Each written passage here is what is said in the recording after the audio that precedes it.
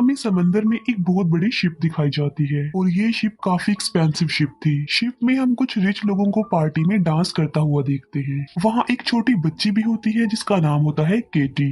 केटी उस पार्टी को एंजॉय नहीं कर रही थी क्योंकि वो बोर हो रही थी, इसीलिए वो एक जगह पर बैठी वर्ड्स पजल सॉल्व कर रही होती है।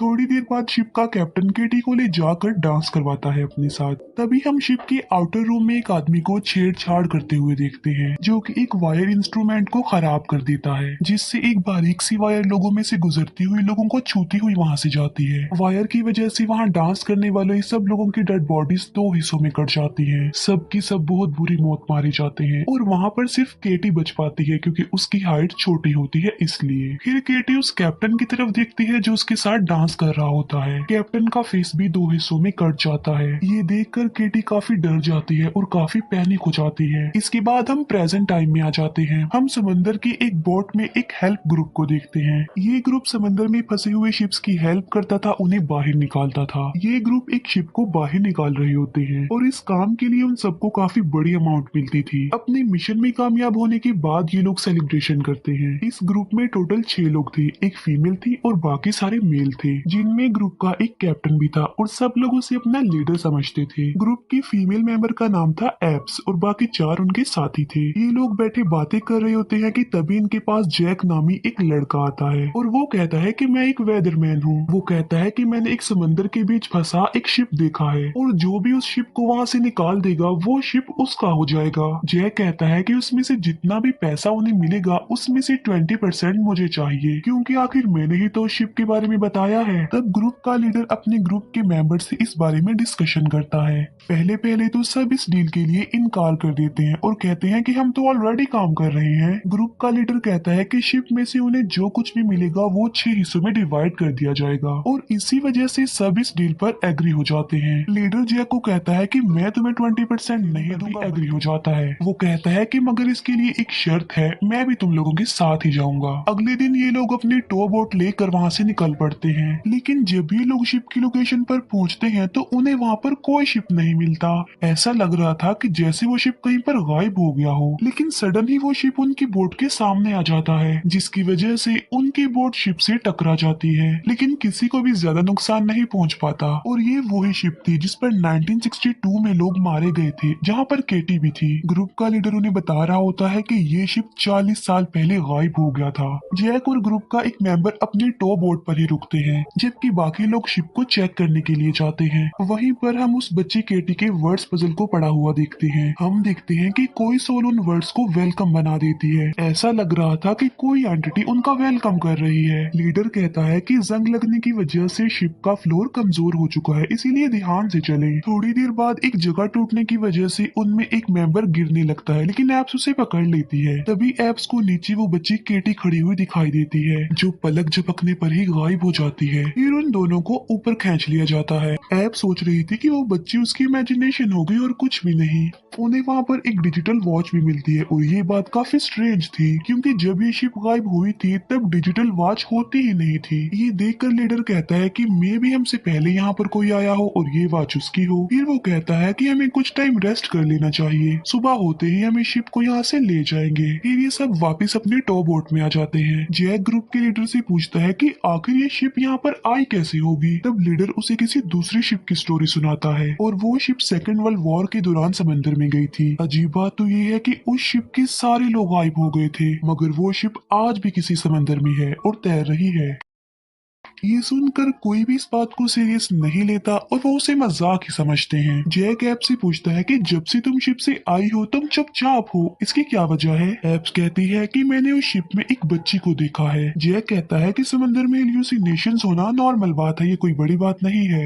नेक्स्ट ये जान पाते हैं कि शिप में एक बहुत बड़ा होल हो चुका है, जिसकी वजह से आहिस्ता आहिस्ता ये शिप डूब रही है। इसी वजह से ये शिप को पुल करके तो नहीं ले जा सकते। फिर ये सब शिप पर जाकर अपने अपने कामों पर लग जाते हैं जहाँ पर उन सब के साथ अजीबोगरीब होने लगता है। एब्स एक खाली स्विमिंग पूल में जाती है जहाँ पर बुलेट्स पड़ी हुई थी जो कि खाली थी। जब वो पूल से बाहर आ रही होती है तो उसे एक बार फिर से केटी वहाँ पर नजर आती है। डर की वजह से एब्स पूल में जाकर गिरती है जिससे उसका थोड़ा सा ब्लड निकलता है और उसके खून को वो पूल सक कर लेता है। तभी जैक वहाँ पर आकर एब्स को पूल से बाहर निकालता है। ये लोग वहाँ से जाने लगते हैं मगर पूल पूरा खून से भर जाता है जिसके अंदर डेड बॉडीज तैर रही होती हैं। लीडर को कैप्टन रूम में वाइन का एक गिलास मिलता है। लीडर उसे पीने की कोशिश करता है लेकिन मिरर में लीडर को शिप के कैप्टन की रिफ्लेक्शन नजर आती है जिससे वो डर जाता है। एक मेल मेंबर को भी किसी की सिंगिंग करने की आवाज सुनाई देती है और वो उस आवाज का पीछा करता है लेकिन जहाँ से आवाज आ रही होती है उसे वहाँ पर कोई भी नजर नहीं आता। लेकिन वहां पर हमें सिंगर लेडी का गोस्ट दिखाई देता है। ये वही सिंगर थी जो 1962 की पार्टी में गाना गा रही थी। जैक और एब्स एक रूम में जाते हैं जहाँ पानी में इन्हें बहुत सारे डेड बॉडीज मिलती हैं। डेड बॉडीज गल गई थी क्योंकि वो महीनों पुरानी लग रही थी। ये दोनों फौरन उस रूम से बाहर आ जाते हैं। एब्स जैक को कहती है कि एक सेकंड के लिए भी हम यहाँ पर अब स्टे नहीं करेंगे।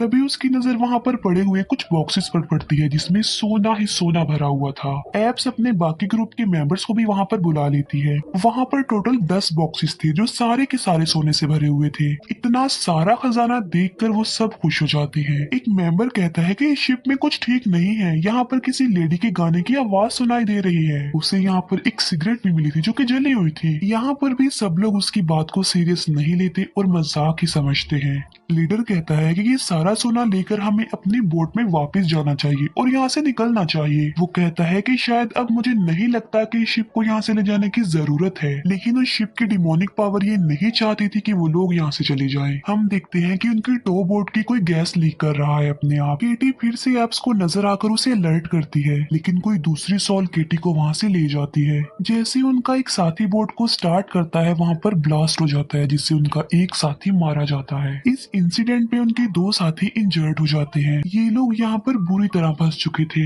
उस साथी की मौत का रिस्पॉन्सिबल लीडर खुद को समझ रहा था क्योंकि वही तो उनको यहाँ पर लाने वाला था। एब्स लीडर को कहती है कि मेरे पास एक सोल्यूशन है और वो ये कि शिप को रिपेयर किया जाए और यहाँ से निकला जाए, लेकिन उनका आपस में झगड़ा हो जाता है और वो एक दूसरे से सेपरेट हो जाते हैं। 2 साथी खाना ढूंढने किचन में जाते हैं। उन्हें वहाँ पर खाना मिल जाता है और वो उसे खाते हैं और वो खाना उन्हें बहुत यमी लग रहा होता है, लेकिन फिर वो नोटिस करते हैं कि वो तो कीड़े खा रहे हैं। जब उन्हें ये पता चलता है तो उन्हें वॉमिट होने लगती है। ये कोई आम शिप नहीं थी बल्कि गोस्ट शिप थी जिसमें कोई गड़बड़ थी और ये शिप उनके साथ खेल रही थी खिलौने की तरह। लीडर को भी ट्रेन का कैप्टन नजर आने लगता है। इवन दोनों मिलकर ड्रिंक करते हैं। एब्स केटी को ढूंढते ढूंढते एक रूम में आ जाती है। उनका दूसरा साथी हेल्यूसिनेशन की वजह से एक पार्टी में पहुंच जाता है और पार्टी में जो लड़की उसके साथ डांस कर रही होती है वो वही फीमेल सिंगर थी जिसकी आवाज वो काफी देर से सुन पा रहा था। एक रूम में एब्स को केटी का स्केलेटन लटका हुआ मिलता है। तभी केटी का भूत भी एब्स के सामने आ जाता है। केटी एब्स को बता रही होती है कि ईयर 1962 में मैं अपने पेरेंट्स के पास जा रही थी जो अब तो शायद मर चुके होंगे।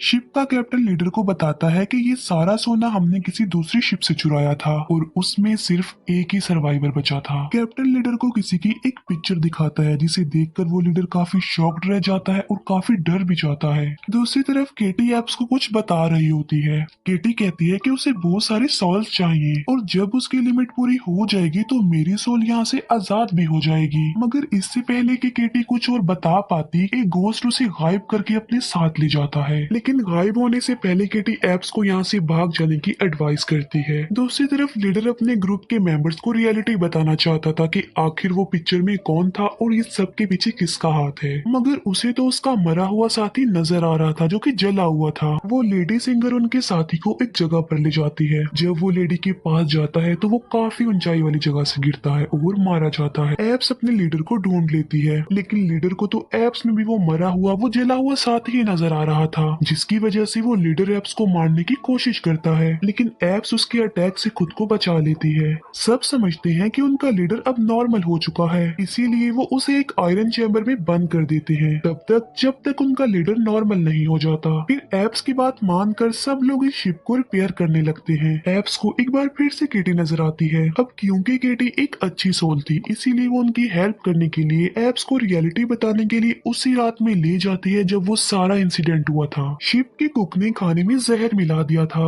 जिसकी वजह से मोस्टली लोग मारे गए। शिप के कुछ ग्रुप के लोग थे जो ये सब कुछ कर रहे थे। फिर वो ग्रुप स्विमिंग पूल के लोगों को भी शूट करके मार डालते हैं। इसीलिए एप्स को वहाँ पर खाली बुलेट्स मिली थी। सबको मारने के बाद वो ग्रुप के लोग आपस में ही एक दूसरे को मारने लगते हैं। उन्हीं लोगों ने केटी को मारकर उसे उसके रूम में लटका दिया था। ये सब कुछ वो शिप को हासिल करने के लिए कर रहे थे। जैक ही वो पर्सन था जिसने सबको मार डाला, और कैप्टन ने जिसकी पिक्चर लेटर को दी थी वो भी जैक ही था, जिसे देखकर वो शॉक्ड रह गया और इन लोगों को भी वो इस गो शिप में लेकर आया है। असल में जैक कोई नॉर्मल इंसान नहीं है, बल्कि एक डीमन है जो लोगों को मार डालने के बाद उनकी स्पिरिट्स को कलेक्ट करता है और फिर उन्हें कैद कर लेता है। एप्स ये रियलिटी जानकर अपने लीडर के पास आती है, लेकिन उनका लीडर भी मर चुका था क्योंकि जिस चैम्बर में उसे कैद किया गया था वो पानी से भर गया था। एप्स अपने दूसरे साथी को कुछ बताने लगती है कि तभी वहाँ पर जैक आ जाता है। एप्स ऐसे रिएक्ट करती है कि जैसे वो जैक के बारे में कुछ जानती ही नहीं है, लेकिन वो अपने साथी को केयरफुल रहने को बोलती है। फिर एप्स अपने दूसरे मिसिंग साथी को ढूंढने जाती है और वो साथी मशीन रूम में फंस गया था जो कि अब पानी से भर चुका था। लेकिन सडन इंजन ऑन हो जाता है, जिसकी वजह से वो साथी कट कर मारा जाता है। जैक को पता चल चुका था कि ये लोग उसकी रियलिटी जान चुके हैं और वो उसी मेल मेंबर को मारने के लिए आगे बढ़ता है, लेकिन वो मेल मेंबर जैक को ही शूट कर देता है। फिर वो मेल मेंबर वो साथी एप्स के पास आता है और कहता है कि मैंने जैक को मार डाला है। एप्स एक बॉम्ब से पूरे शिप को ब्लास्ट करने वाली होती है, लेकिन वो साथी एप्स को लालच देकर ऐसा करने से मना करता है। वो कहता है कि ब्लास्ट की वजह से हमारा सोना भी डूब जाएगा,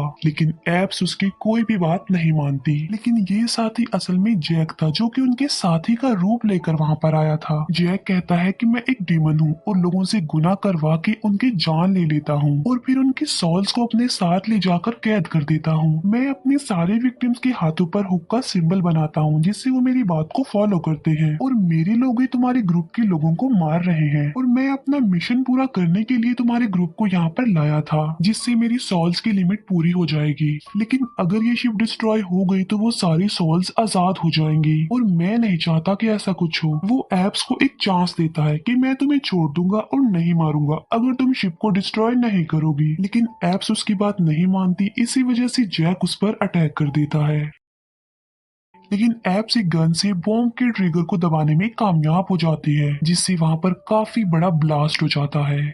शिप में ब्लास्ट होने की वजह से वो डूबने लगती है। केटी वहां से निकलने में एप्स की हेल्प करती है। एप्स उस शिप से आजाद होती हुई सॉल्स को देख रही होती है। फिर केटी एप्स को थैंक्स बोलती है और हेवन यानी जन्नत में चली जाती है। एप्स को एक दूसरी शिप के लोग देख लेते हैं जो उसे रेस्क्यू करते हैं। एप्स तभी वहां पर जैक को देखती है जो दूसरी शिप को डिस्ट्रॉय करने के लिए आगे बढ़ रहा होता है। वो उस शिप में सोना भी लेकर जा रहा था ताकि लालच में लोग एक दूसरे को मार डालें। एप्स जैक को देखकर चिल्लाती है और उसकी चीख के साथ ही मूवी यहीं पर एंड हो जाती है।